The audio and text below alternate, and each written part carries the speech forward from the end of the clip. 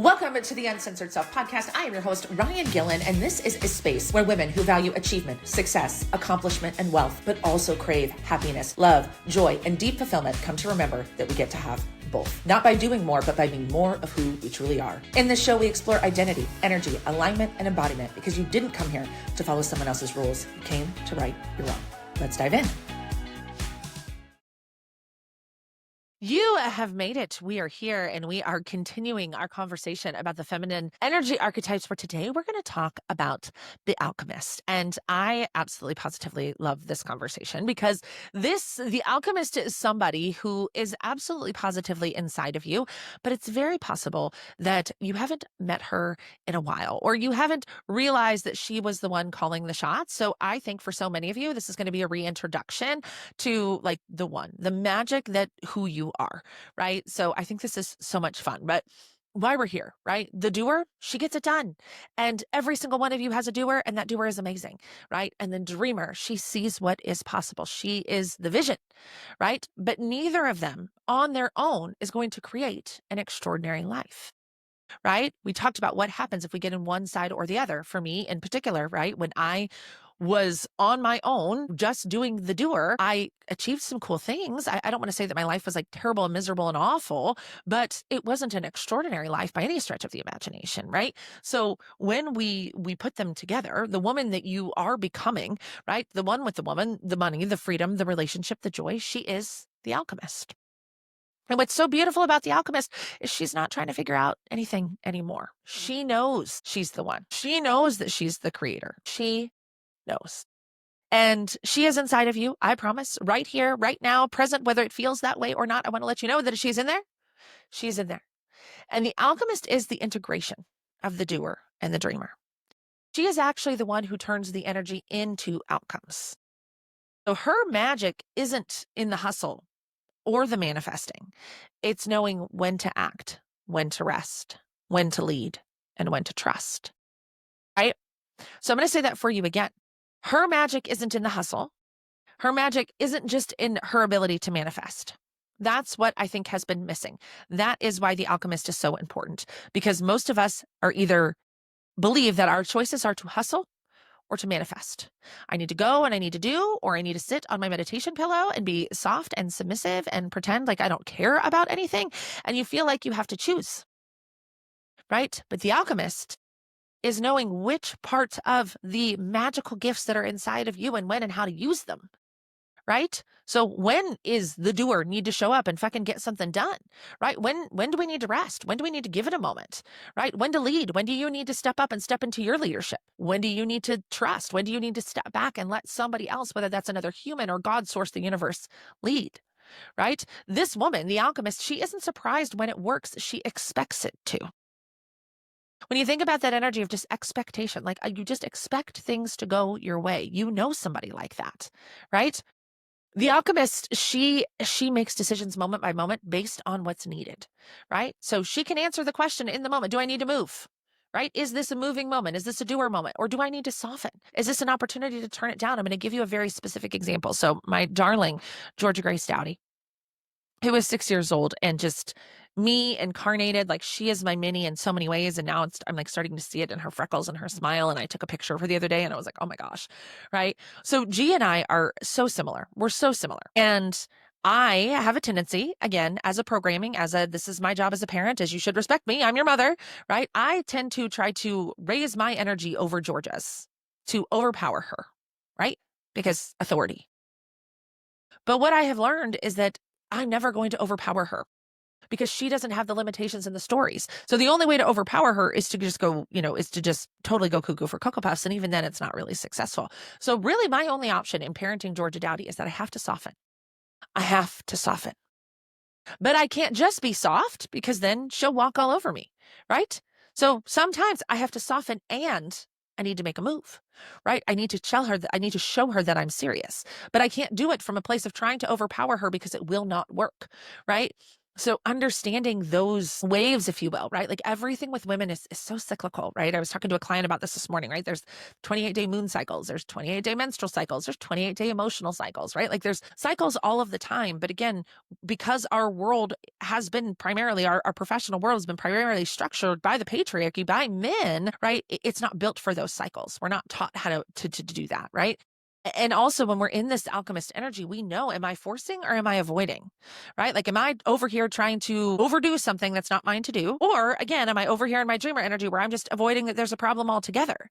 So the alchemist has the ability to discern and then her ability to pivot in the moment. And that is something that we are not taught. And so if I'm talking right now and you're like, that sounds amazing, who the fuck do you know like that? Right? Like we are not taught this. This is the missing piece for so many. This is the piece that sometimes it pisses me off that I really didn't get into this content until my 30s. And I really didn't start to study universal law because I know how much more effective I would have been and how much heartache, frankly, I would have skipped.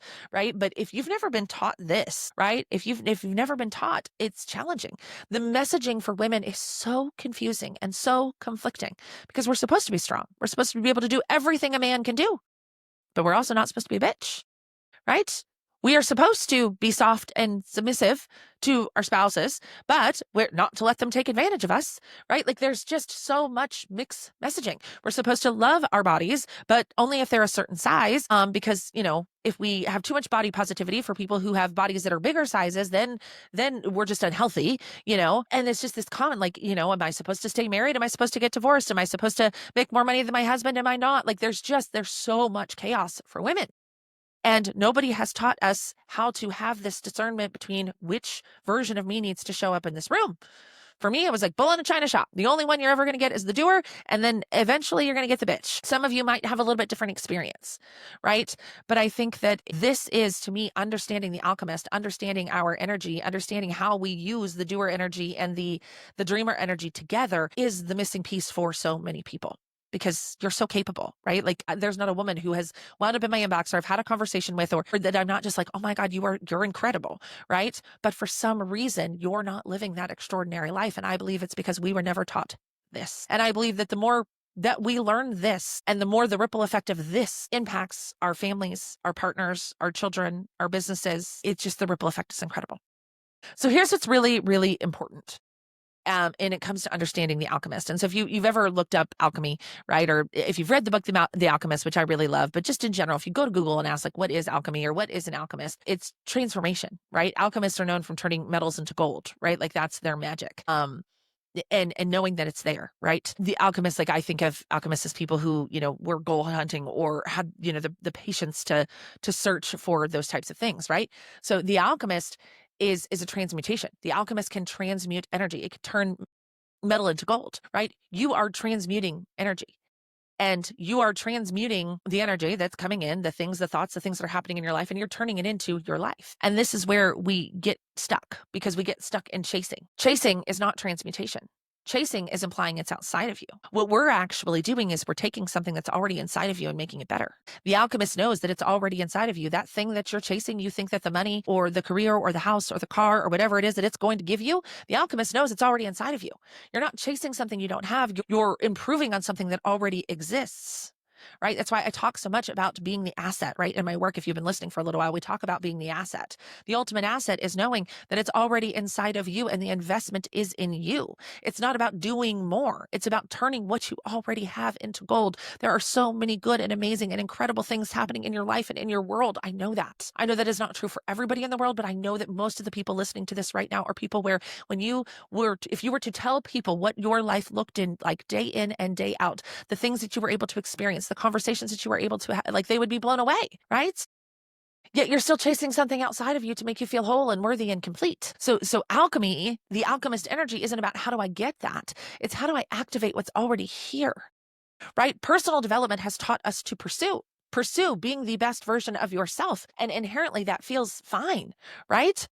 But it implies that you are not currently the best version of yourself because I believe that you are the best version of yourself, that you are right here, right now with what you have. You are the best version that you know how to be. You get to decide, are you going to be the best version that you know how to be tomorrow? And the day after that, and the day after that, and the day after that. right? So you're not pursuing greatness outside of yourself. You know that the greatness is inside of you, and you are merely amplifying it. Alchemy energy, the alchemist energy asks, what can I refine? What do I need to deepen? What do I need to elevate, right? It's transformation, not accumulation. It's not, I need to go learn a new skill or I need to become somebody different. It's, I need to remember who the fuck we are. I recorded a short form piece of content. I haven't shared it yet at the time I'm recording this, where I had this realization last week on the back of the motorcycle. We're riding the bike. We had so much fun on the motorcycle, and I do so much thinking and so much creating. Like if you guys knew how much I thought about you on the motorcycle, it would blow your mind. But the thought came through about freedom, right? So many people think that freedom is in the achievements and in the accomplishments, right? Once I have enough money, I will be free, right? Once I have enough clients, I will be free. Once I have, I live in that house, I will be free. I'll be free of this want. I'll be free of this need. I'll be free of this desire. And the truth of the matter is it's not actually true at all, right? You're not going to be free of the need, the want, and the desire, because you're always going to want more, because the human spirit is for expansion. Bob Proctor says that, right? Like we're literally here to expand, right? We are spiritual beings in physical bodies. Expansion is all we're here for. Nature models that to us, right? Derek and I talk about that all the time when we walk in the woods, right? Like just the beautiful, effortless flow of nature. It just goes all the time, and it grows and it dies and it grows and it dies, and it's all vying for all the things.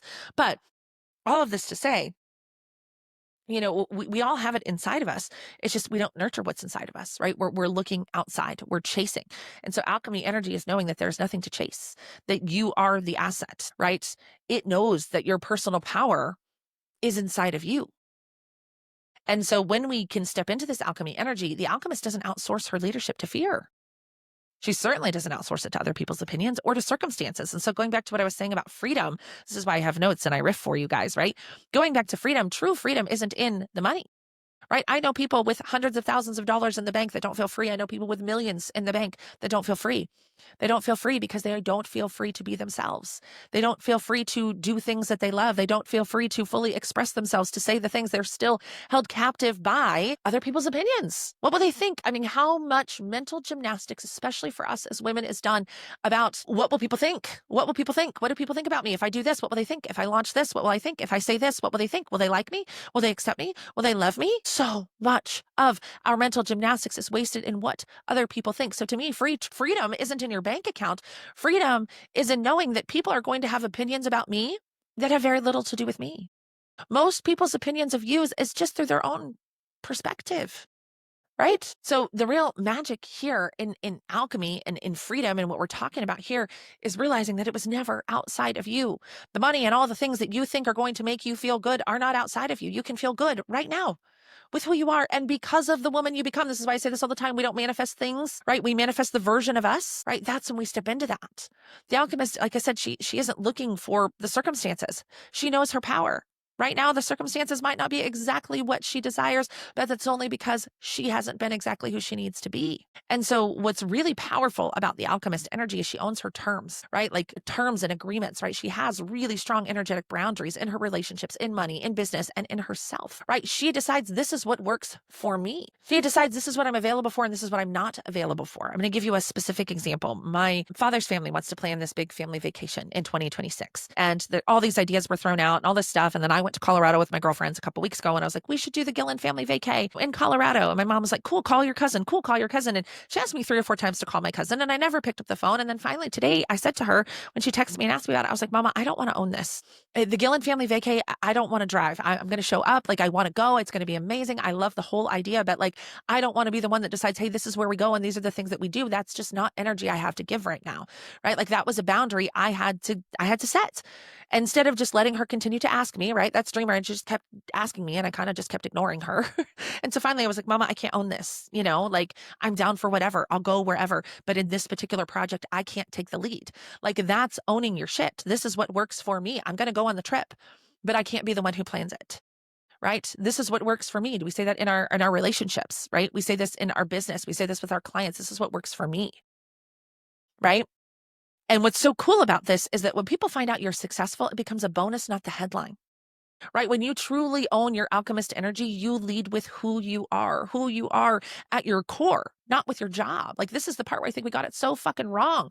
We all lead with, this is what I do for a living. This is what I do. This is my job. I'm a business owner. I'm an entrepreneur. And we think that's our identity. No, that's just part of you, the doer energy, right? And then there's your dreamer energy, but who you really are is who you are, the things that you love, the things that you get excited about, the things that you enjoy, the things that you connect over, the things that make you just feel on fire. That's who you actually are. You just happen to do this thing over here. Right? There is a huge difference for people who see you and people who know you. And we, again, have gotten out of balance in this idea of being seen versus being known, right? A lot of eyeballs. Social media, I think this has done this to us, right? Like, how many views did we get? How many likes did I get? How many followers did I get? Those are just people who see you. That's why I've really stopped. I used to write down every single day a specific follower account or follower number, right? Like, this is the number of people I want to follow me on this platform. These are the number of people that I want in my Facebook group. And I stopped doing that, because that felt like, it felt outside of me. It felt like people that see me. I want people that know me. And I started instead focusing on how many people do I want in my paid containers? How many people's lives do I want to change? You know, who are the women that I'm best suited to make an impact on, right? When I ask myself those questions, who are the people that know me, right? It becomes completely different. Because the goal of life is to be loved for who you are, not just for what you built. So where it comes to like alchemy and boundaries, like the doer protects and the dreamer trusts, but the alchemist does both. Because you're not setting those boundaries from fear, you're setting them from truth, right? I'm not setting this boundary because I'm afraid that you're going to take advantage of me. I'm setting this boundary because this is the boundary, right? The alchemist communicates clearly and cleanly and early, right? I once had a woman, a friend of mine, say that like clear is kind, right? Kind isn't always nice, right? Kind and nice are not the same thing. So we have to be able, like, being kind is holding the boundary. It's being clear, being clean. If somebody's not meeting your expectations, letting them know, right? Boundaries are an act of love, not punishment. And quite frankly, if you're struggling with boundaries, it's because you've been more loyal to being liked than being honest. So we really want to embody the alchemist, right? And embodiment, I felt, guys, was the most elusive part of understanding the energy journey. Like, some people talked about it. You know, we talked about our thoughts, we talked about law of attraction, and we talked about all this stuff. But like, what does it mean to embody? And to me, the way that I understand embodiment and the way that I teach it inside of all my programs is like, how are you walking through the world? Are you embodying a person who, right? So you don't become the alchemist by talking about alchemy. You act from her, right? If I were being truly honest, if I were saying what I wanted, if I were going after what was important to me, if I was really, truly honoring myself, how would I act? Right. And so I'm going to use some really tangible examples. I think this is going to be helpful for you guys, but I talk often about my schedule, right? You know, if I truly believe in what I'm creating and this intuitive led business, right? True alchemy to me is lots of white space on my calendar. So the first action, I didn't just talk about white space on my calendar. Well, that's a lie. I talked about white space on my calendar for years, right? That wasn't creating alchemy, right? I was saying, oh, I don't want to work on Fridays. I don't want to work on Fridays, or I don't want to, I don't want to do this, or I don't want to do that. I talked about it for years until I started actually clearing my calendar, right? That is embodying. Talking about, I don't want to work so much. I don't want to work so many hours, but still taking phone calls and doing all those things. You're not acting from there, right? But the alchemist knows that you are the one. The alchemist trusts. So she's not surprised by miracles. And what's so amazing about alchemist energy is you can sit in the discomfort, but you can still communicate maturely. This is true emotional intelligence, right? She doesn't just erupt. She doesn't just become that unruly fire that we've been talking about, right? She leads herself through it. She knows that a contained fire is what's safe, and it's still just as powerful, right? She's the one who knows how to hold both the power and the softness. And you don't have to try to be her. She's inside of you. You have just taken on all these other things, right? So what's so beautiful about the alchemist is that she is you at your highest core. She is who you are before who the world taught you to be. And that is why I knew I had to reimagine the Uncensored self-discovery curriculum, because identity was only one piece of the puzzle. Understanding these energy parts were so important. So this beautiful foundation of being the creator of your reality, of understanding how thoughts, feelings, and actions, like really understanding the energy game, was the root of the Uncensored self-discovery. But as I started playing with these energy archetypes and who's showing up and when and how, and taking care of every single one of those, is when things got really easy and things got really fun and things started to really flow, right?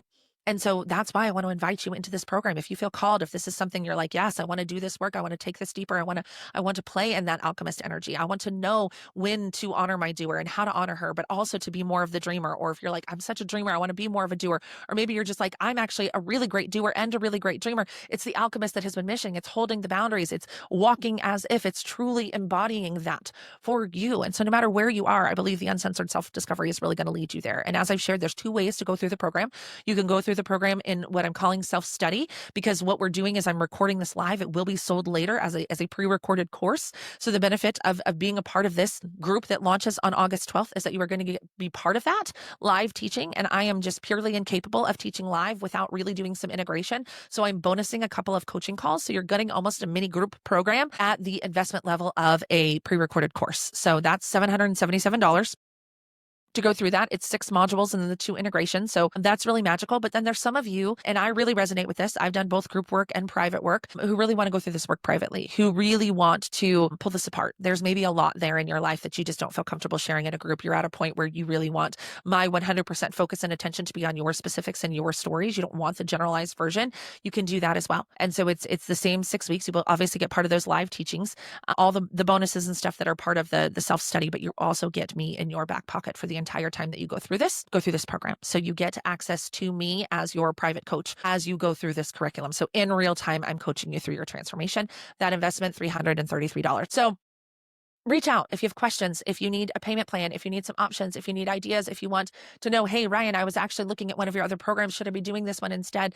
Please reach out. Let's have a conversation. I promise you, I hope you know this by now. There is no high pressure. There is no, let me overcome your objection and talk you into. That's not what we're doing here. Women who step into my containers are women who are ready to do the work, right? I believe so strongly in this work. I am a living, breathing proof of this work. And I will scream it from the rooftops how important and valuable that I think that it is. But you have to believe that as well. And you also have to believe that you are the one, right? This is not about, I used to tell people when I would pitch them my programs, like, just borrow my belief. And I'm sorry if I ever said that to you. I don't want you to borrow my belief. I want you to see my belief and know that it's available to you too. So don't borrow it from me. Know that it's yours. I believe so strongly in you.